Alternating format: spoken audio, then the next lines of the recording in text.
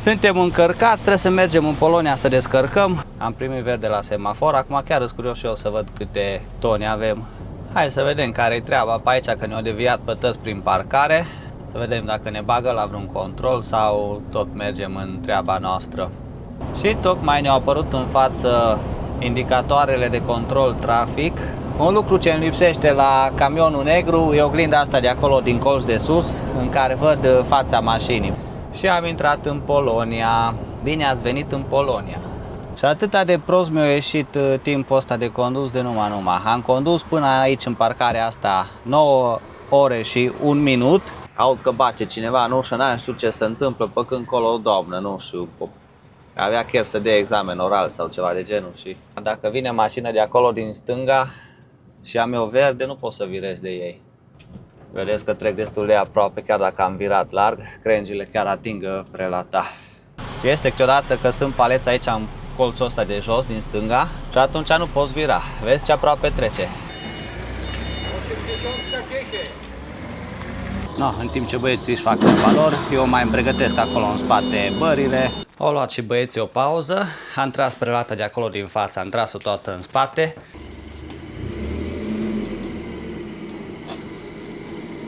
Gata, misiune îndeplinită, am rezolvat și cursa asta. Vă salut, oameni frumoși, astăzi e data de 25 iunie, ora 9 și 35 de minute. Am alimentat aici la Rompetrol și după cum puteți vedea, o să pornim cu Alba în Polonia.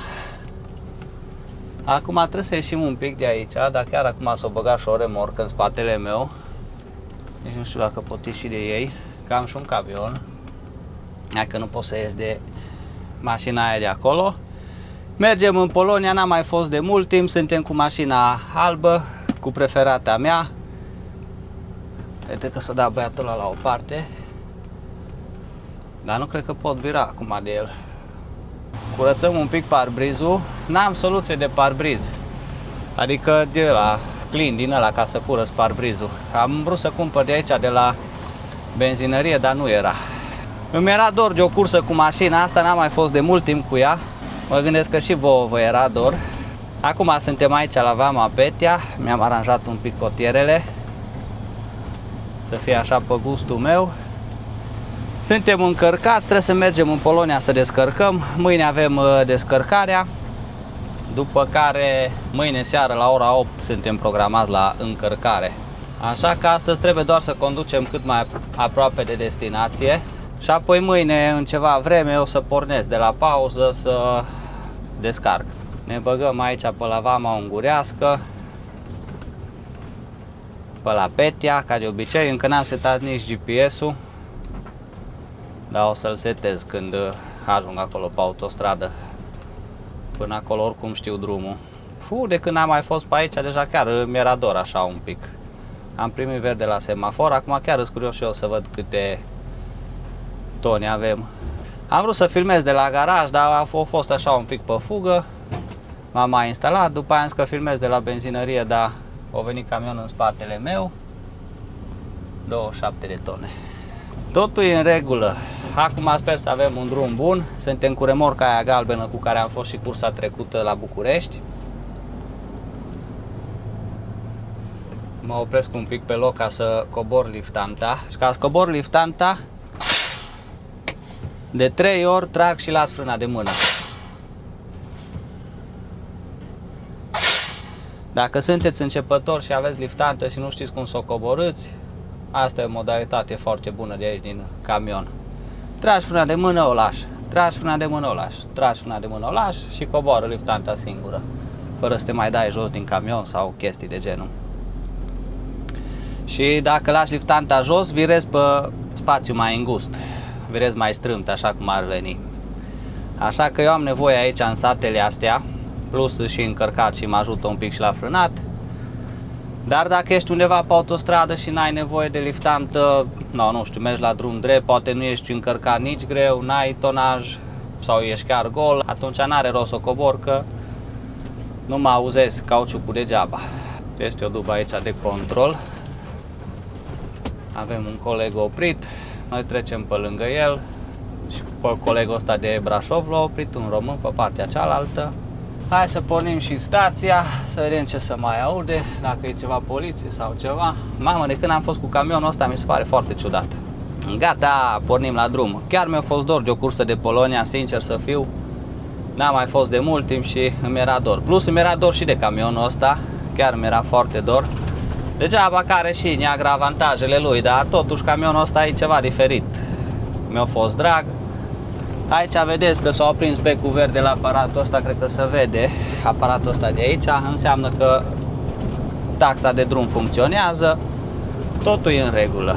9:41, merge și clima de numai încă mi rece la picioare, trebuie să-mi iau ciorapi. Și cam asta îi. Avem de mers aproximativ o oră pe aici prin sate, după care trecem la autostradă. Trebuie să mut și rețeaua, să am internet. Sper să vedem căprioare multe. N-am mai văzut căprioare de când am fost ultima dată în Polonia, așa că mi-e drag așa să le văd pe marginea drumului, prin Slovacia, Polonia, sunt foarte multe, așa că sper să vedem și noi cât mai multe. Dacă pot, o să vi le arăt și vouă. Povestim mai încolo când ajungem la autostradă sau la un loc mai frumos. Gata, am ajuns aici la autostradă, mergem pe autostradă până acolo, aproape de, cum se numește orașul ăla, că am uitat. Nu Kosice, celălalt oraș, Noiamă. Dacă n-am mai fost de mult pe aici, am și uitat cum se numesc orașele. Stai așa să mă uit pe GPS. Până aproape de Presov, mergem tot pe autostradă, așa frumos, pilot automat, vremea e bună afară.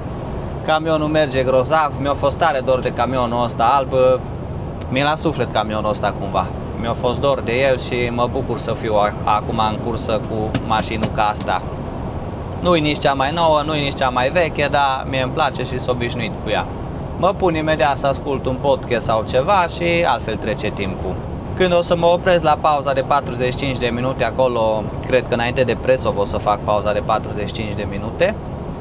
O să mă duc să văd dacă găsesc ceva clean din ăla de geamuri de parbriz, să pot curăța cum trebuie parbrizul, că tare repede se murdărește și să avem și imagini bune și nu am strugurină din aia de buze, știi?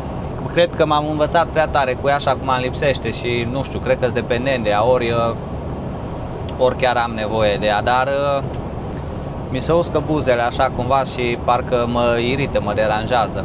De când eram în armată m-am obișnuit cu strugurina asta, eram toată ziua acolo pe apă, pe Dunăre, meream în misiuni și eu conduceam bărci în armată și apoi cum stăteam toată ziua în barcă și stăteam și în soare și bătea și vântul, tot timpul aveam probleme cu buzele și apoi, na, tot timpul mă dădeam cu strugurină din aia, Nivea, știi, albastră. Și acum am peste tot. Am și în celălalt camion, în camionul negru, am și în dubiță, am și acasă. Peste tot trebuie să am o strugurină cu mine și acum aici în camion nu am și îmi lipsește. Parcă mi se face un pic și foame, dar o să mănânc un pic mai încolo.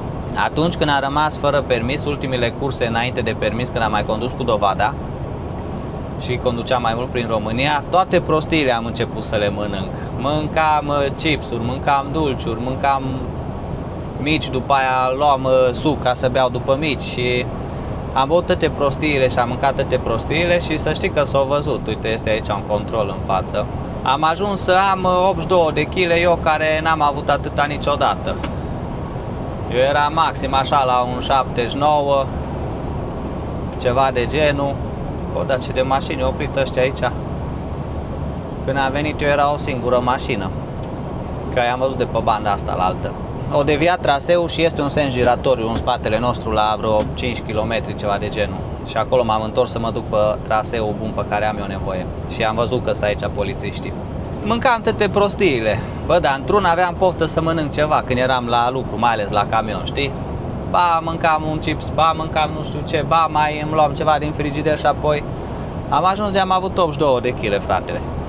Zic, bă, nu se poate așa ceva, m-am speriat, m-am îngrozit, zic, totuși lucrez pe camion, dar hai să am grijă. Și apoi n-am mai mâncat chipsuri și dulciuri și n-am mai băut suc și energizant, absolut deloc de atunci. Imediat ce am rămas fără permis, n-am mai pus prostii din alea în gură, absolut deloc n-am mai băut suc. Chiar dacă întotdeauna era suc acasă, chiar dacă întotdeauna era ceva dulce sau ceva, n-am mai mâncat Nutella, prostii din astea. Deloc. În rest, mâncarea am mâncat tot ce am prins. Că am mers și am mâncat un burger cu cartofi prăjiți, nu se pune problema, am mâncat, sau orice mâncare gătită, dar întotdeauna am băut apă și n-am mai mâncat prostiile astea, zahăr și chipsuri. Și am ajuns acum, am 76 de kg și mă simt perfect, fără niciun efort.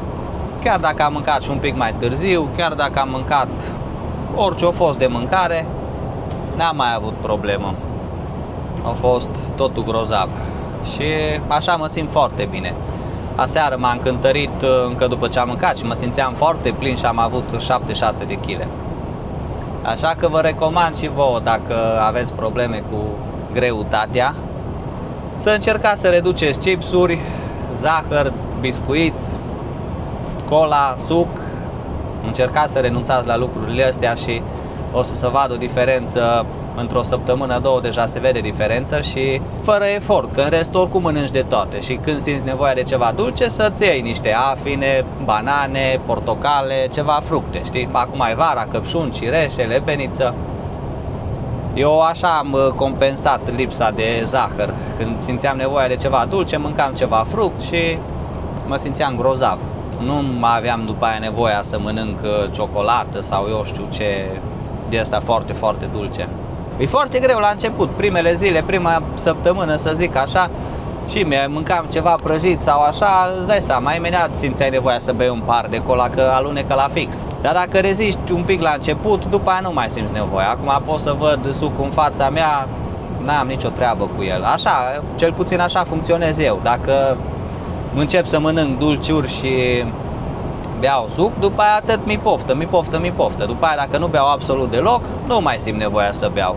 Acum dacă beau un pic de suc, chiar mi se pare că e foarte dulce. Sau dacă aș mânca ceva, nu știu, o clătită cu ceva și ar avea ceva dulceață sau nu știu ce, Nutella sau chestii de genul, mi s-ar părea că e prea dulce pentru mine. Dar na, cu cât mănânci mai mult, cu atâta organismul cere mai mult și nu e bine. Trebuie să avem un pic grijă, mai ales că nu prea fac mișcare aici, că stau toată ziua la camion. Mă simt grozav acum, mănânc orice, dar beau apă plată, apă minerală și mă simt perfect. Am redus și din kilograme și n-am răbdat foame absolut deloc. Hai să vedem care-i treaba pe aici, că ne-au deviat pe tăți prin parcare. Să vedem dacă ne bagă la vreun control sau tot mergem în treaba noastră.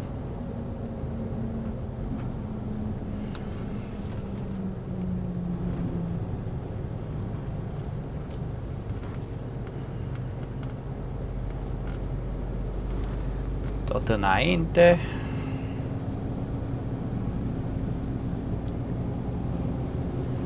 Și aici văd că n-au treabă băieții cu noi, nu-s pe poziție sau ceva. Erau destule camioane oprite. Acum verifică. Am scăpat de controlul ăsta. Bine, oricum n-am nicio problemă. N-am mai condus cu tahograful, nici nu știu de atâta timp. Nici nu știu când am condus ultima dată pe tahograf. Pe ăsta cu card. Am condus cu diagrama, cu neagra. Oricum am stat și 40 de zile fără permis. N-am nicio problemă. Totul e în regulă. Mergem mai departe. Acum scrie pe GPS că suntem aproape de Nyíregyháza. Merem încolo spre Miskolc imediat. Și apoi după aia imediat o să trecem granița din Ungaria în Slovacia. Dar mai avem de mers. Abia am condus 2 ore fix. Și tocmai ne-au apărut în față indicatoarele de control trafic. Trebuie să intrăm prin parcare. Hai să vedem care mai e situația pe aici. Ultima dată când am trecut eu prin zona asta, Rapița era toată înflorită. Era o zonă tare frumoasă, colorată. Acum, din păcate, o crescut mare, s-a uscat și pe partea stângă și pe partea dreaptă, dar atunci era foarte frumoasă, galbenă. Indicatoarele obligatorii să intrăm pe la cântar, dacă suntem peste 7,5 tone. Hai să vedem. Pe aici odată am prins control de stătea poliția aici și apoi chiar dacă ți arăta indicatorul să mergi tot înainte, tot trebuia să te bagi pe la cântar, să treci prin parcare, că așa vrea poliția. Și doar atunci m-am cântărit, în rest întotdeauna am trecut în față. Să las un pic de distanță între mine și camionul ăsta din față, că-s prea aproape de el.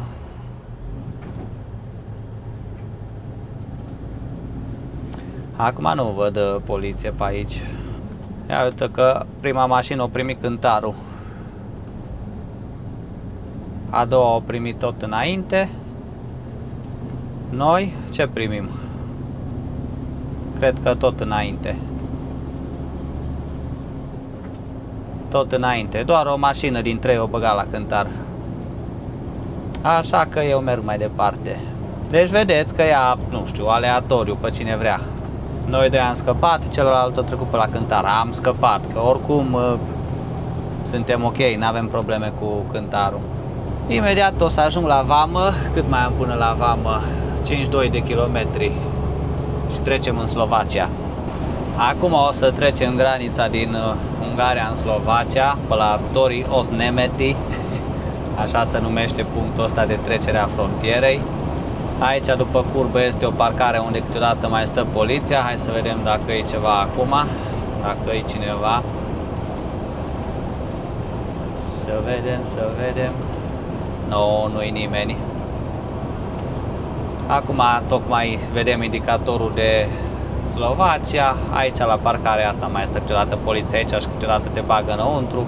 Pe mine nu m-a băgat niciodată, sincer, pe aici prin parcarea asta, nu mi-aduc aminte. Astăzi e data de 25 iunie. Anul trecut, pe vremea asta, m-am urcat în Ford Focus și am plecat spre Tenerife. Din păcate am stat mai puțin decât mi-am propus atunci și m-am întors destul de repede acasă, dar e o zi destul de importantă și interesantă în viața mea. Ziua asta în care am plecat spre Tenerife, chiar dacă n-am stat atâta cât mi-am propus eu. Dar da, astăzi, acum un an, am pornit la drum. A fost tare frumos, mi-a plăcut mult să trec prin experiența asta, să pornesc așa la drum, să văd care e situația, să mă învăț și cu limba, cu Tenerife, să conduc până acolo. A fost totul așa un mix frumos, un pachet frumos. E o zi destul de interesantă pentru mine ziua asta și îți dai seama, dacă rămâneam atunci în Tenerife, aș fi avut un an de Spania, de Tenerife. Acum ar fi fost și plusuri și minusuri, depinde din ce punct privești lucrurile, dar ar fi fost interesant. Tot atunci am început și primele mele vloguri, chiar dacă eu am postat prima dată în data de 15 iulie, am postat prima dată pe YouTube anul trecut. În data de 25 iunie am pornit și primele mele videoclipuri de pe canal, primele vloguri în care m-am filmat, a fost foarte ciudat și pentru mine. Așa că imediat facem și un an de YouTube. Chiar de când am dat drumul la canal, de când am pornit primele videoclipuri, că prima dată am filmat, nici n-aveam canalul deschis încă, dar am ajuns în Spania, în Tenerife, am editat vlogurile, am așteptat să termin tot ce am avut cu armata, să nu mai fiu legat de armată și abia după aia am dat drumul la canal. Așa că imediat sărbătorim un an de YouTube. Care nu sunteți abonați, vă rog să vă abonați ca să ajungem la 10.000 de abonați și să-mi schimb logo-ul de la canal pentru că nu mai îmi place. Și totodată, v-am spus și în episodul trecut, vreau să facem un obicei din asta și să citesc comentariul săptămânii, să-l citesc în următorul vlog, în următoarea săptămână și deocamdată nu am comentariul săptămânii trecute pentru că nu mi-a trecut prin cap să fac treaba asta și nu m-am uitat peste comentarii să aleg unul care mi-a sărit în ochi și care ar merita citit. Dar acum o să facem treaba asta și după ce o să postez vlogul, o să citesc toate comentariile, oricum răspund la toate comentariile și cel mai mișto comentariu, cel mai fain, o să îl citesc în următorul vlog, în următoarea săptămână. Așa că lasă și tu mesaj și poate o să-l citesc împreună cu tine, o să citesc numele tău, numele de pe care ai lăsat comentariu și o să-l prezint așa la toată lumea. Poate o să fie ceva interesant. Facem o încercare. Mai am puțin și ajung la o parcare, că deja am 4 ore și 8 minute conduse. Nici nu ajung la parcarea aia la care ajungeam de obicei, așa a fost circulația. Până la parcarea asta mai am 15 minute și până la cealaltă parcare și 39 de minute. Bă, n-ajung până la parcarea aia care m-am gândit eu prima dată să ajung. Așa că o să mă bag aici în prima parcare. Aia cred că e prima. Ca să nu trec de 4 ore și 30 de minute, trebuie să mă bag în prima parcare. Asta este, ne oprim acolo. Apropo, scuze dacă parbrizul e murdar, dar nu pot să mă opresc în fiecare parcare ca să curăț parbrizul. Plus nu mai am soluție de aia de parbriz, trebuie să mă opresc la o benzinărie să cumpăr. Dacă dau cu ștergătoarele mai tare le întind. Și acum chiar am prins un loc mai înainte, acum vreo jumătate de oră, unde am trecut printr-un grup de gângănii din astea, muști de astea ce zboară și așa s-o lipit de parbriz. N-am știu ce se întâmplă, m-am speriat, zic ce Dumnezeu se întâmplă aici, așa, păi pe când încolo tot parbrizul mi l-a murdărit, toată mașina. Acum așa e pe timpul verii, n-avem ce face. Și acum așa se mai lipește câte una aici colo, dar atunci chiar am luat din prin un banc, cum e la Pești, un banc de gângănii din astea zburătoare. Glumesc, dar nu, chiar m-am speriat, zic, bă, ce se întâmplă aici de să lipește așa de parbriz? Mă tot trezi la realitate cumva. Pentru vreo 3-4 minute nu ajung la parcarea aia unde mi-am propus eu să ajung. Acolo chiar este benzinărie și am vrut să cumpăr și soluție de parbriz. Mi s-a oprit și timpul pe tahograf, că am 4 ore și 15 minute conduse, trebuie să dau ok. Și o scobor aici, trec pe sub autostradă și este o parcare aici pe partea asta la altă. Mi-arată aici în față parcarea. Noroc că am mai fost pe aici și cunosc drumul. Aici e și lejeră parcarea. Dar aș fi vrut să ajung la parcarea aia ca să cumpăr și soluție de parbriz. Odată am coborât la parcarea asta și am descoperit-o. Am avut o problemă, trebuie să mă opresc și chiar m-am oprit aici pe partea dreaptă. Dar n-am știut că aici e parcarea mare și apoi după aia am învățat parcarea asta, am memorat-o și pe GPS și totul e în regulă. Acum mă opresc, fac o pauză de 45 de minute, mă întind în pat așa jumătate de oră, 40 de minute, încerc să ațipesc un pic dacă reușesc să mă odihnesc și apoi după aia pornesc mai departe la drum. Era fain că era aici o benzinărie, un magazin, ceva. E destul de cald afară, toată lumea e cu geamurile jos și eu după ce mă opresc și opresc camionul, se oprește clima, o să se facă o căldură aici de numai. Opa, că am zis că în partea stângă trebuie să o iau la parcare. Înainte mergeam spre satul mare. Trebuie să fac sensul ăsta giratoriu.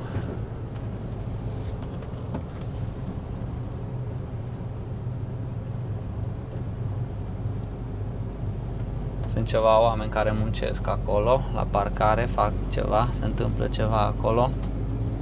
Cred că mă opresc în spate la băieții ăștia. Sau nici nu știu unde să mă opresc să nu fie gălăgie. Da, mă opresc aici pe partea stângă. Sau uite, este acolo loc mai degrabă. Să nu fiu nici lângă camioane, să încap lejer. Să nu aud alte mașini că îmi sună în creier. Mă dau aici pe partea asta că celălalt e frigider.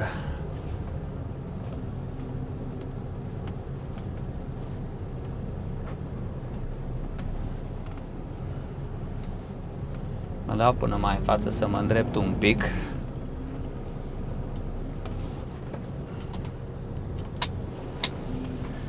Și apoi lăsăm așa un pic în spate camionul și suntem bine aranjați în parcare. Nu de alta, dar dacă vrea cineva să mai vină în locul ăsta de lângă mine, să aibă și el loc. De asta nu trebuie să stăm pe linie, aici trebuie să fim atenți, nu ca la mașină mică. E suficient. Am 4 ore și 18 minute conduse. Să încerc un pic să curăț și parbrizul, chiar dacă nu am soluție. 4 ore și 18 minute. Dacă nu reușesc să-l curăț prea bine aici fără soluție parbrizul, la următoarea parcare e o benzinărie, mă opresc acolo și mă duc să-mi cumpăr ceva de la de parbriz, că de obicei sunt din astea în benzinărie. Gata distracție aici în parcare, acum pornim la drum. Nu am dormit, deși am crezut că o dormi, dar cât m-am învârtit un pic pe lângă camion până nu știu ce am mai făcut eu pe aici, au trecut 20 de minute. Așa că acum pornesc mai departe la drum, am curățat și parbrizul, totul e în regulă, imediat e la fel, imediat e la loc, dar asta este, n-avem ce face. No, stai că am mai dat o tură de parcare, că N-am fost atent la indicatoare la ieșirile din parcare și apoi eu m-am luat-o ca și cum aș duce spre satul mare, nu spre Polonia. Nici voi nu ziceți nimic, am lăsat să mă duc pe drumul ăla greșit. Acolo e indicatorul, nu știu dacă l-ați văzut. Eu trebuie să o iau spre Presov, nu spre Cosice. Aici sunt lângă Cosice. Așa că trebuie să ies pe autostradă pe aici pe unde am intrat. Se mai întâmplă și la case mai mari, nu? Acum suntem pe drumul cel bun. De aici arată că mai avem 455 de kilometri până la firmă. Bineînțeles, oricum n-ajung astăzi până la firmă. O să văd să ajung astăzi cât mai aproape de firmă și apoi mâine continuăm distracția. Mâine descărcăm marfa. Un lucru ce îmi lipsește la camionul negru e oglinda asta de acolo din colț de sus, în care văd fața mașinii, văd ce se întâmplă absolut tot în fața mașinii. Camionul ăla negru nu are oglinda aia și e destul de incomod fără ea. Și să vezi că nu-i nimeni în fața ta, niciun pieton, nici nimic, niciun animal, absolut niciun obstacol. Și să vezi colțul de la camion, să vezi partea din dreapta camionului, pe unde trece, dacă trece aproape de un obstacol, de o piatră, de o bordură, ceva. Bine, acum se simte mașina oricum, no, te obișnuiești cu dimensiunile, dar no, când vezi în oglinda aia, e altceva. No, oameni frumoși, acum ajungem la granița cu Polonia, trecem din Slovacia în Polonia. Camionul ăsta din față mere destul de ciudat, când am avut posibilitatea să-l depășesc, merea cu 90, în rest merea cu 70. Bine că se oprește aici pe dreapta. Deja nu l-am mai suportat să-l văd în fața mea. Acum mi-o stricat și mie demarajul aici sus, fix în vârf. Dar bine că am scăpat de el. Adică nu înțeleg stilul ăla de condus. Mergi cu 60-70 peste tot, chiar și unde poți merge mai tare. Și când vrea cineva să te depășească, atunci mergi cu 90. De ce, frate? De ce? Și am intrat în Polonia. Bine ați venit în Polonia. Pe aici încă tă să lucră pe unde o să fie autostradă, că am înțeles că autostradă va fi pe aici. Nu știu cum se face, că tot atunci când filmez vorbește cineva prin stație. E tare frumoasă zona asta, așa, cu copaci înverziți, cu păduri, cu dealurile astea, chiar e foarte frumos. Îmi place mult în partea asta de Polonia. Așa, pentru priveliște. Am niște clătite în frigider, tă la ele mă gândesc de ceva timp. Dar pe drumurile astea nu era cazul să iau să mănânc așa din mers, mai bine să atent la drum. Îs umplute cu gem de la de prune, dar nu gem dulceață, cum îi zice la... Cum ajung din ăla, știi? Lecvar, nu știu cum să zic, nu știu cum se numește la voi în zonă. De la de prune ce se bagă și în cornulețe. E așa un pic mai acrișor, nu-i dulce. Tare mult îmi place ăla și cu asta le-am umplut. Așa, un pic numai de gust, de formă, că nu-mi place să fie foarte umplute. Și apoi mă gândesc să mănânc imediat niște clătite din alea. Am 2 ore conduse, în total 6 ore și 18 minute. Cred că astăzi o să conduc 10 ore, dar vedem mai încolo cum merge treaba, cum merg lucrurile. Vreau să ajungem un pic mai în față să vedeți ce fain e peisajul, da? No, și pe aici e fain. Am așteptat eu foarte mult să trec pe aici și să fie totul înverzit și înflorit și să fie vară de fapt. Tot iarna am trecut pe aici, m-am săturat iarna când am tot circulat pe aici. Mamă, ce aglomerat e în față. Cum se lucrează pe aici, oare? Am prins o grămadă de zăpadă iarna pe aici. Acum bine că am scăpat de ea. Zăpada e bună numai pentru schi. E destul de aglomerat și pierd mult timp așa în trafic.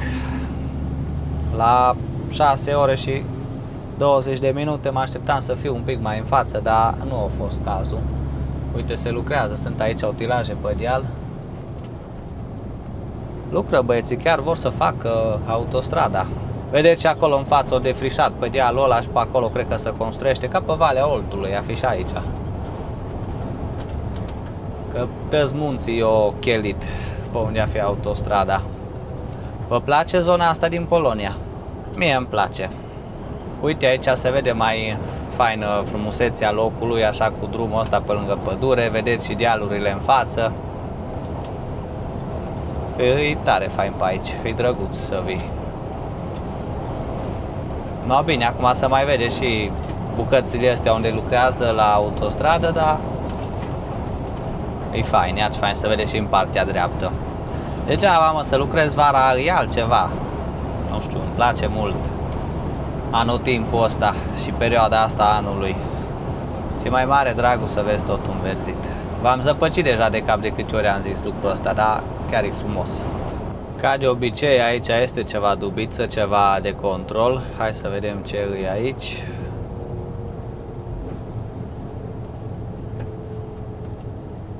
Nu știu exact ce dubă e aia. Dar este un domn care stă acolo și așteaptă ceva camion să oprească. Întotdeauna este un echipaj acolo în parcarea aia.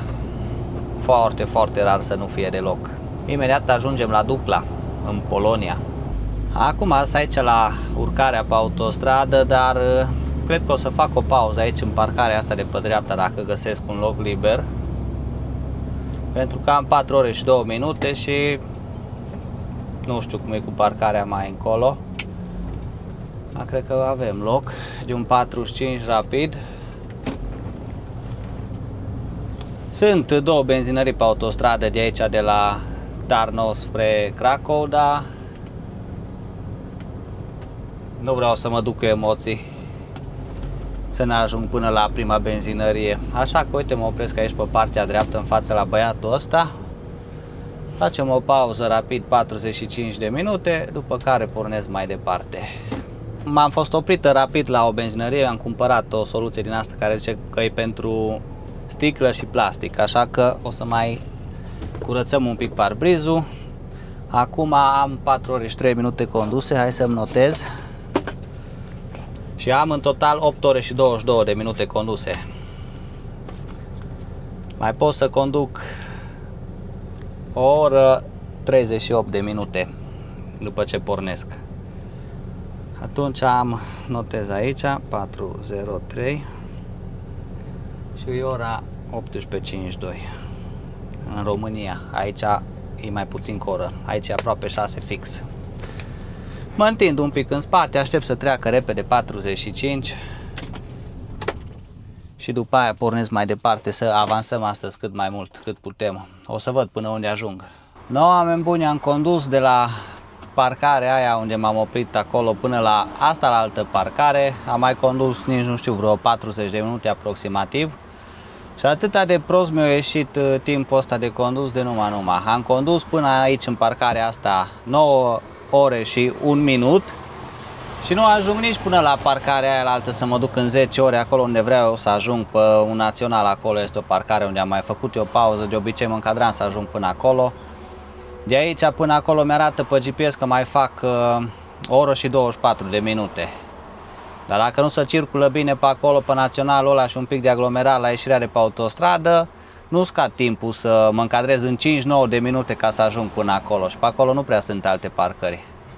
Așa că m-am băgat aici într-o parcare din asta mare și o să fac pauză aici de 9 ore. Dimineață, când îmi iasă 9 ore de pauză, o să mă duc încolo, mai am 160 de kilometri până la firma aia.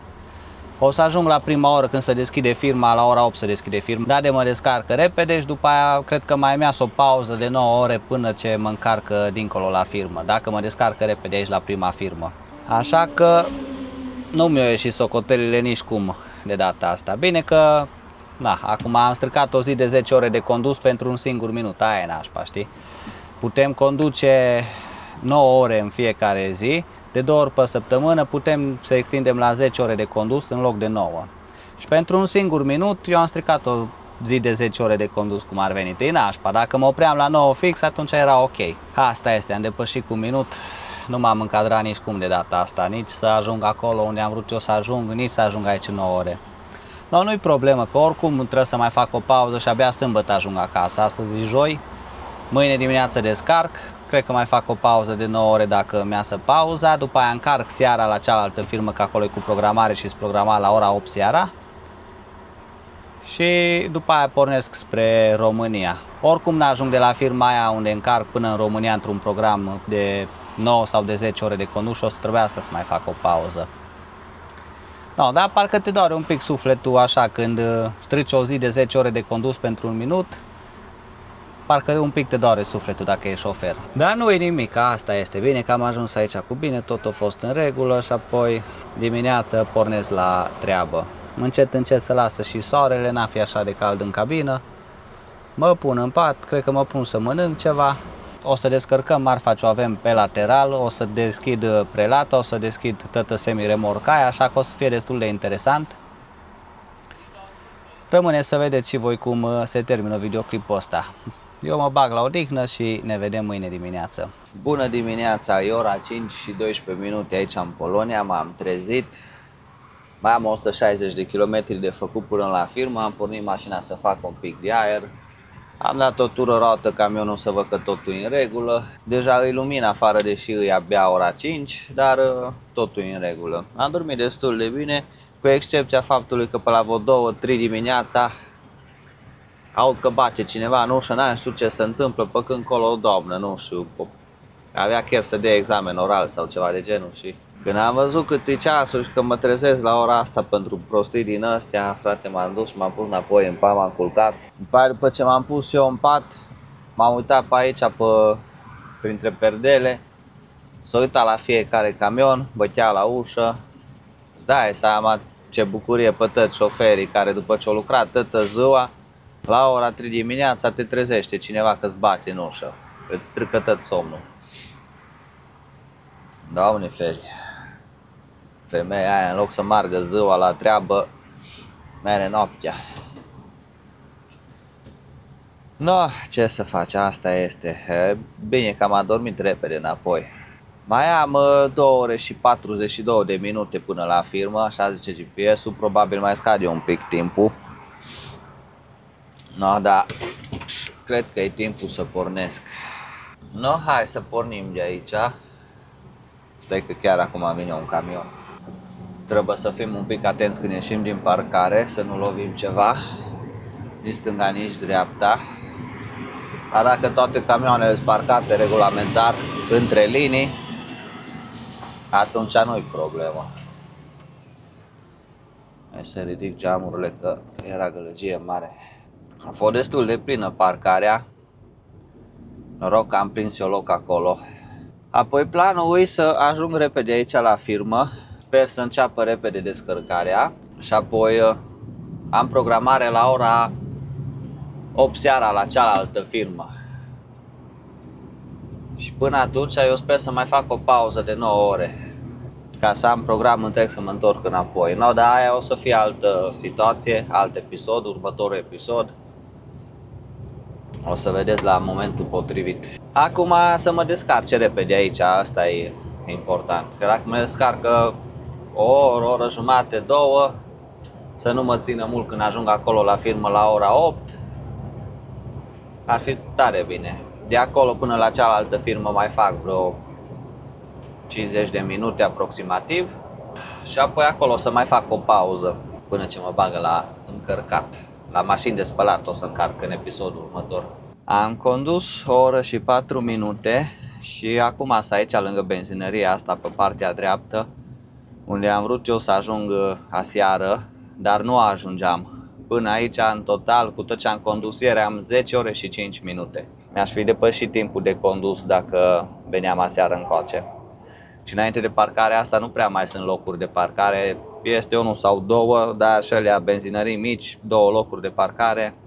Aici sunt mai multe locuri, adică sunt 3 locuri în benzinărie, dar sunt pe lângă benzinărie încă vreo, nu știu, 10 camioane, poate un pic mai puțin. Mie îmi plăcea să fac pauză acolo de obicei și mă încadram în 9 ore și ceva. Acum 10 ore și 5 minute am făcut până aici, cu orele de ieri. Suntem pe naționala asta 94, care de un an de zile de când sunt eu aproape la firmă, tot în construcții, încă în partea asta pare că se apropie de sfârșit lucrările, au asfaltat, arată mai bine, dar la început de oraș, în Olcuț, cum se numește aici, e dezastru pe acolo, încă abia acum sapă, dar aici în partea asta pare că nu păstă mult timp s-a putea circula pe banda cealaltă din dreapta. Mai am 88 de kilometri până la firmă, îmi arată că ajung la ora 7:41 de minute. Am redus cam 19 minute de la parcare până aici, cum mi-a arătat GPS-ul înainte când am pornit și cum mi arată acum. Firma abia la ora 8 se deschide, deci o să trebuiască să aștept un pic acolo la firmă până intrăm la descărcat. E o curte destul de mică aici unde trebuie să intrăm, abia avem loc să virăm acolo în curte. O să intrăm așa la limită, trebuie să fiu foarte atent. O să filmez cu camera de pe cap să vedeți exact cum stă treaba acolo la firmă. După care, după ce am intrat în curte, știu că se apucă băieții de descărcare destul de repede. Important e să intrăm în curte. Ajungem imediat aici la firmă. Cred că aici la semaforul ăsta trebuie să virez la stânga. Am să filmez și din unghiul ăsta de pe cap să vedeți ce la limită intrăm pe acolo până în firmă. Am condus 11 ore și 17 minute până aici în momentul ăsta. Dar orele astea de condus strict cât se învârte roata. Dacă stai la semafor nu se socotește timpul. Dacă alimentezi nu se socotește timpul. Dacă te oprești la o pauză nu se socotește timpul. Strict cât se învârte roata. Aici trebuie să o luăm la stânga. Hai să vedem cum reușim să trecem aici, că dacă vine mașina de acolo din stânga și am eu verde, nu pot să virez de ei. Dar aș vrea totuși să trec pe verde, să nu forțez roșu. Hai că avem verde, dar de nu vine nimic. Nu vine. Trebuie să mă bag pe banda asta la altă. Stai un pic, doamnă.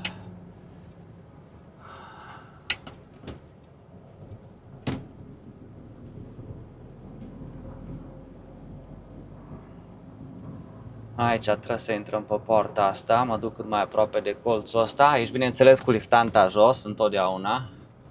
Vedeți că trec destul de aproape, chiar dacă am virat larg. Crengile chiar atingă prelata. Am ajuns la ora 7:34, abia la ora 8 se deschide firma. Așa că va trebui să aștept un picuț. Pe aici o să venim când terminăm descărcarea. Aici trebuie să virăm la stânga. Și aici mă opresc aici pe partea dreaptă, ca de obicei. Și mă duc acolo în față la birou și ce ne zice domnul, așa facem. Și apoi vă arăt după aia, după ce intrăm în curte, care e procedura de descărcare. Hai că avem noroc și chiar ne-au lăsat să intrăm repede în curte. Chiar acum a venit și camionul ăsta aici să mă încurce pe mine un pic.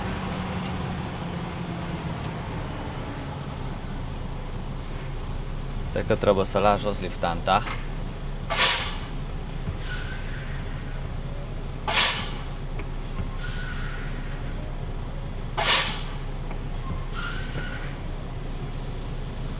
Că am oprit camionul și s-a ridicat iarăși. Ok, și acum au coborât.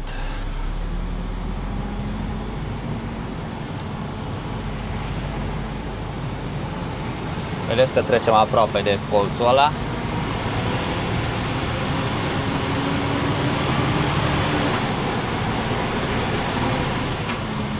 Și mai avem și colțul ăsta nașpa în față.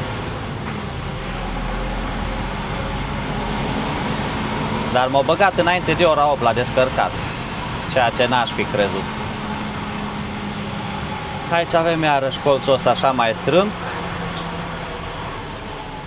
Este câteodată că sunt paleți aici în colțul ăsta de jos, din stânga. Și atunci nu poți vira. Vezi ce aproape trece. Și acum trebuie să mă duc până acolo în față. Deja m-am învățat aici în curte, știu care e atmosfera.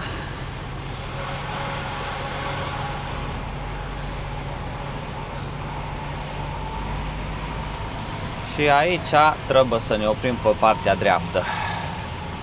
Trebuie să mă apropiu cât mai mult de partea asta din dreapta.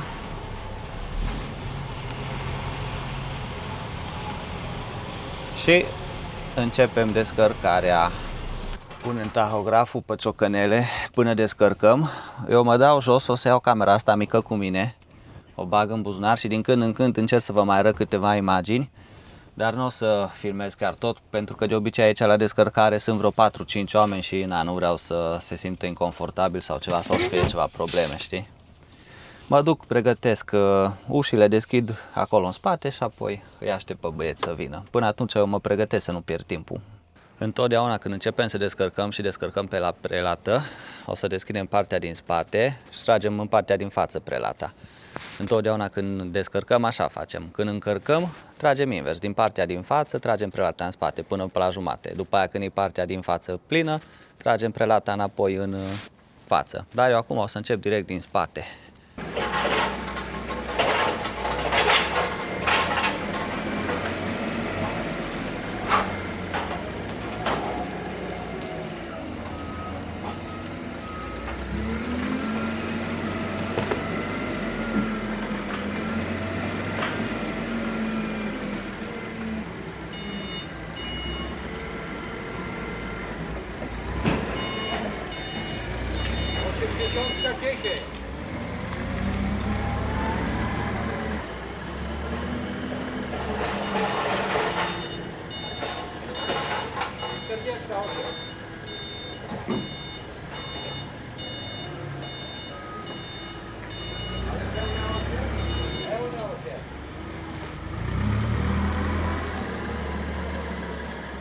No, în timp ce băieții își fac treaba lor, eu mai îmi pregătesc acolo în spate bările, mă pregătesc așa încet încet. Au luat și băieții o pauză, am tras prelata de acolo din față, am tras-o toată în spate. Între timp când am putut am mai pus cândurile astea, mi-am fixat stâlpii ăștia fix și acum mai am partea din față. Ca să nu pierd timpul, până ce băieții își făceau treaba și descărcau ce aveau eu de descărcat, mă puneam și adunam chingile, am 3 chingi adunate aici. Și cricheții. De astea o să am nevoie la cealaltă încărcare, așa că le las aici pregătite. Când ajung dincolo, le pun așa cum trebuie. Că o să fie prinse diferit mașinile de spălat față de cum a fost acum. O să vină pusă chinga de aici, așa. De aici încolo. Nu de jos în sus cum a fost aici. Așa că eu îmi pregătesc lucrurile aici între timp. Când văd că pot să mai iau câte o chingă, o iau, o împachetez și acum mai am bările din față să le dau jos. Hai să le luăm. De afară cam așa se vede treaba. Bările astea trebuie să le iau, să le pun jos, să dau stâlpul ăsta într-o parte și pot descărca băieții de aici din față. Hai să nu mai pierdem timpul. Aici, la partea din spate și în față, am ridicat un pic și acoperișul unde se vede acolo. Și ca să las înapoi în jos, trebuie să învârt de treaba asta așa în stânga. Și o coborât singur jos. Așa e pe deschidere și ca să vreau să-l ridic, trebuie să-l învârt de câteva ori în partea dreaptă și să dau la manivela asta. Și aici urcă pistonul în sus și împinge acoperișul. Hai că vă arăt un pic. Așa dau la manivelă și acoperișul urcă. Dacă e ceva mai înalt, să poată băieții să descarce. Mai e doar colțul ăla de la acoperiș ridicat, dar vă arăt și la imediat cum se închide.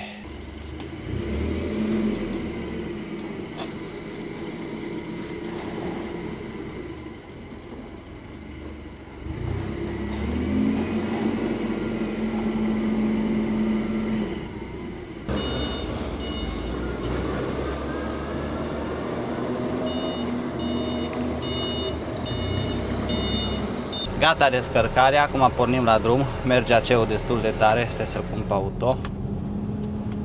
Aici trebuie să ieșim cu mare atenție, e foarte strâmt locul. Trebuie să luăm cât mai larg și să fim atenți.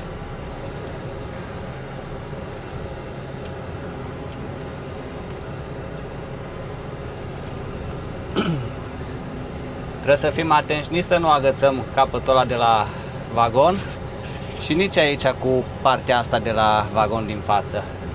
Dar acum dacă mă îndrept, e ok. Avem și mașina asta parcată aici să ne ajute, între ghilimele. Tot o decurs repede. E ora 9:39 și m-am grăbit un pic să ajung la cealaltă firmă, la încărcare, să pot face pauza de 9 ore prima dată înainte să mă încarce și n-am mai stat să vă arăt tot procesul cum am închis prelata de data asta. Aici iară trebuie să fim atenți, vedem că cineva a agățat peretele ăla.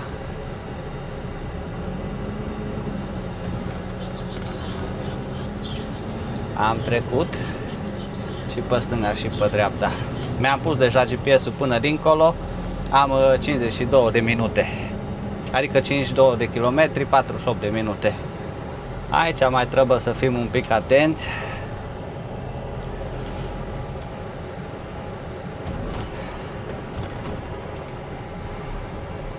Trebuie să virăm foarte, foarte larg și să fim atenți la colțul ăla. Uite că acum e verde la semafor. M-a lăsat, dar n-a mai prins verde. S-a făcut roșu. Mă dau așa cât de în față, măcar prin spatele meu să treacă și apoi când se face verde, mă bag și eu. Oare se face verde prima dată la noi sau la oamenii aia de acolo?